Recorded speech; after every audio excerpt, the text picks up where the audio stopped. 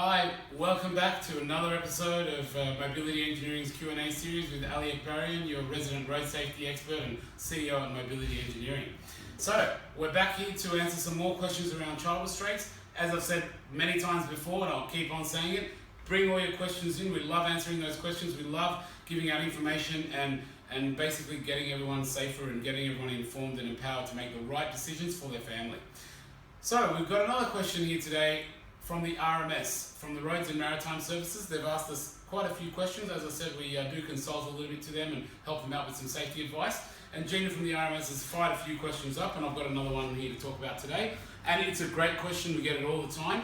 And it's around front seat laws and sitting in the front seat of a ute, for example, or sitting in the front seat of a sports car, or anything like that. And we've actually got a whole slide around that, so I thought I'd just talk about the slide. We run a full nationally accredited training course on restraints, fitting of child restraints, and also on transporting persons with a disability. And this is the slide around, one of the slides around front seats. So I thought, you know what, let's just go through it and get everything going and talk all about it. So these are the front seat laws in Australia, and what we'll do is we'll talk about how they work, what they mean, what they don't mean, and so on. And there's been a lot of different rumours and confusions, and I'm glad that someone's asked this, because we can iron out all the issues, all the confusions, and we can get straight to the facts.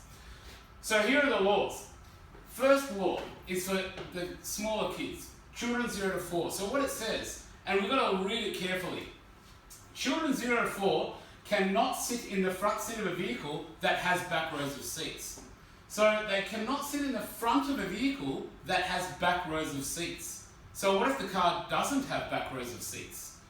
Well then, it doesn't apply anymore, because this is only talking about cars that has back rows of seats. So if you've got a car, so let's say like a single cab ute or a two-seater sports car or something that like a commercial van with only 2 seats or 3 seats in the front, can you put your child in the front?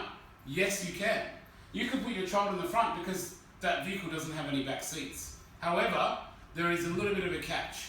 The catch is your child still needs to be in a child restraint, 0 to 6 months in rearward facing, 6 months to 4 years in forward facing, 4 to 7 in the booster.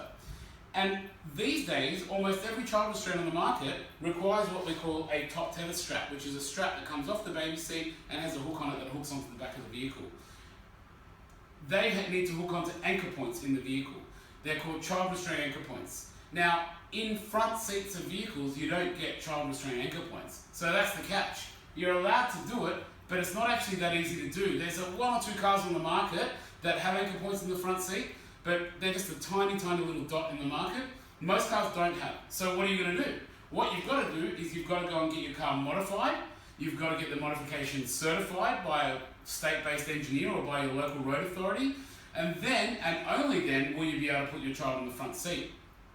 This is, by the way, even if there is an airbag or no airbag, and we'll talk about airbags in a minute. So, the problem there, or it's not a problem, but it's a small problem. The problem is modification, engineering, certification, state authorities, all of that stuff adds up in cost. So, currently in Sydney, if you were to put, let's say, an anchor point in the back of a single cab ute, you're looking $1,100, $1,200 by the time you fit it and get it certified. And it can range a couple of $100 here or there, but that's around about what we've seen them going for. So that's a lot of money to put your kid in the front seat. So you need to think about that consideration. The next category, children 4 to 7. So what this one says, again, a little bit complicated, but we'll iron it out for you. Children 4 to 7 can only sit in the front seat of a vehicle that has back rows of seats, as long as the rear seats are taken up by children under 7. So first of all, again, if there is back rows, this law applies. If there is no back rows and you are 4 to 7, so the single cab ute or the other ones, and you're those ages, you can sit in a booster seat in the front seat. Now, the one slightly easier thing about this category is you can buy booster seats, ultra lightweight booster seats that don't have top tethers. So it means you can just put your child in the front seat and away you go. Now, let's talk about this second part, and then we'll talk about should you actually put your child in the front seat. The law is talking about if you can or you can't, and then I'll tell you whether you should or not. So the first one is, so this second part of it is, as long as the rear seats are taken up by children under 7 years of age. So if I've got a vehicle which has back rows of seats, and I've got, let's say, 3 or 4 passengers in the vehicle, and a few of them are under 7, the kids, essentially the way I explain this when I'm training is I say, look, let's put it in layman's terms. Biggest, oldest kid in the front, smallest, younger kids in the back. The reason why I say biggest, oldest is because you might actually have, in this category, a kid that's 6, and they're actually much, much smaller than a kid that's 5. And so the kid that's 5 is probably going to be a little bit safer in the front because they're bigger and they can handle that extra force in the front. Because there is a lot of force in the front. So that's why I typically try and like to say is basically put your kid in the front if they're the biggest and oldest kid out of all the kids, right? However, what you cannot do, and sometimes what we find, this is a bit of a cultural thing, sometimes it comes up, is you cannot have adults sitting in the back and kids sitting in the front. So as I said, sometimes in some cultures, which are very beautiful, in this country have a lot of immigration, it's great, what we find is some of the cultures, mum has to sit next to the baby. And in those cultures, they might sacrifice the fact that the child that needs to sit in the back, they might put them in the front seat because there's no more room for the front seat because mum has to sit next to the baby. Now in Australia, that's not allowed. So you need to be aware of that, and you cannot have adults in the back, kids in the front. General rule of thumb is bigger kids in the front, smaller kids in the back, bigger people in the front, smaller people in the back. That's generally the rule of thumb you should go for with safety.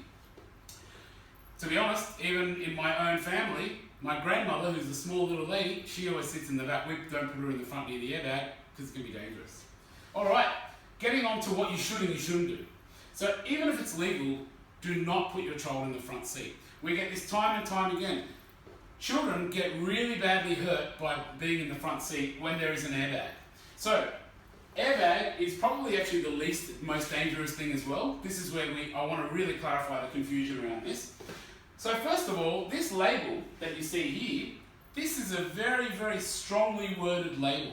And it's very clear as to what the consequences are. Death or serious injury if you impact an airbag. And what this label tells you is children under 12 should not be in the front seating position. And this label is set by the manufacturer. So if you flip down your sun visor or you open your owner's manual of your vehicle, or if you look at the dashboard, you might see this label. Now, the way I like to explain it to people is the law guides you. The car tells you what it's going to do because the car knows itself much better than the legislation knows the car.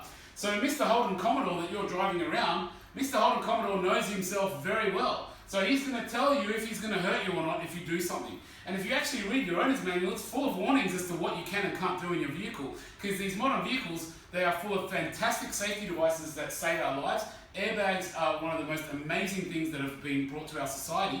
However, if they're not used properly, if you put little kids in the front there, they're a weapon. They're going to hurt. They're going to cause death or serious injury. So even if it's legal, don't put your child in the front seat until they're at least 12. At least 12.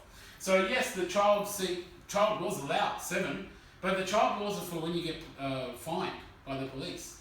We, as accident investigators, have had situations where kids that are 8, 9, 10 have been killed or brain damaged by airbags. So do not put your child in the front, even if you are legally allowed to.